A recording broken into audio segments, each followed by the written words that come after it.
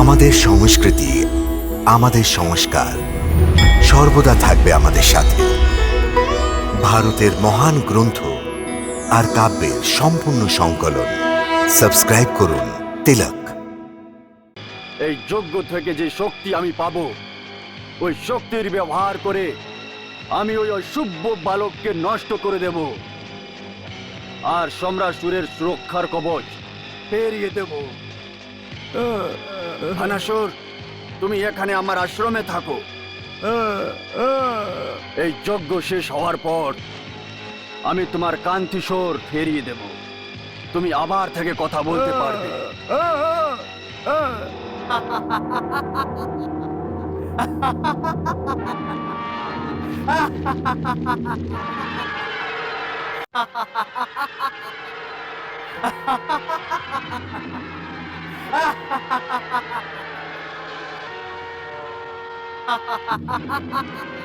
হে কালপুরুষ, আপনি?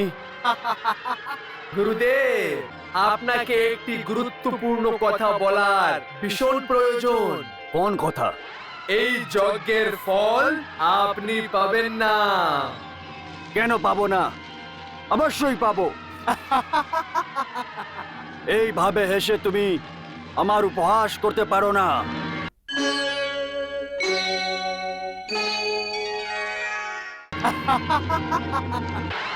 যখন আমার এই যজ্ঞ সম্পন্ন হয়ে যাবে, তখন আপনাকেও সম্রাসুরের এই সাম্রাজ্য থেকে চলে যেতে হবে। গুরুদেব, ভবিতব্যকে কেউ অসফল করতে পারে না। আপনার এই চেষ্টা সফল হবে না। আপনার এই যজ্ঞ ব্যর্থ হবে।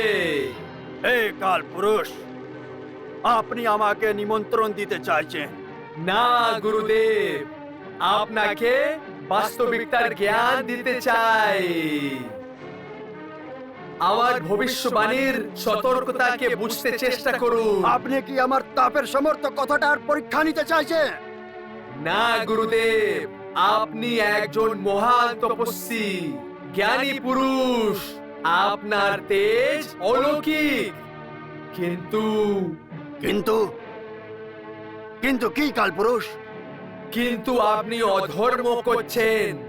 সমরাসুরের মতন অধর্মী অসুরের সাহায্য করছেন। সেই জন্য আপনার তপের সামর্থ্য কম হয়ে যাচ্ছে। আপনার তেজের প্রভাব কম হয়ে যাচ্ছে। হে গুরুদেব, যদি আপনি এই তপের ব্যবহার ত্রিলোকের কল্যাণের জন্য করতেন, তাহলে আজ ত্রিলোকে আপনাকে সর্বশ্রেষ্ঠ গুরুর পদ দেওয়া হতো। হে কালপুরুষ, আমি অসুরদের রাজগুরু। আমি আমার বিদ্যার ব্যবহার যদি অসুরের ভালো এবং ওদের উন্নতির জন্য করি, তাহলে এর মধ্যে পাপ কোথায়? হে কালপুরুষ, আপনি বিনা কারণে আমার বুদ্ধি ভ্রষ্ট করার চেষ্টা করছেন। আমার চেষ্টা অনুচিত নয়। উচিত হোক অথবা অনুচিত, আমি এই যজ্ঞকে যে কোনো পরিস্থিতিতে সম্পন্ন করব। আমি ওই অশুভ বালককে নষ্ট করে দেব। এটা আপনি নয় গুরুদেব, আপনার অহংকার বলছে। আপনার মতন জ্ঞানী পুরুষ যখন অহংকারের অধীন এসে নিজের চোখ সত্য এবং ধর্ম থেকে ফিরে নেন, তখন ওর জ্ঞানের অন্তর্চক্ষু বন্ধ হয়ে যায় আর ও ভবিষ্যতে হওয়ার ঘটনাগুলিকে না তো দেখতে পারে আর না তো অনুমান লাগাতে পারে। হে গুরুদেব, আমি আপনাকে সতর্ক করে দিতে চাই, যদি আপনি প্রদ্যুম্নকে নষ্ট করার চেষ্টা করবেন, তাহলে এই যজ্ঞের সাথে সাথে আপনিও নষ্ট হয়ে যাবেন।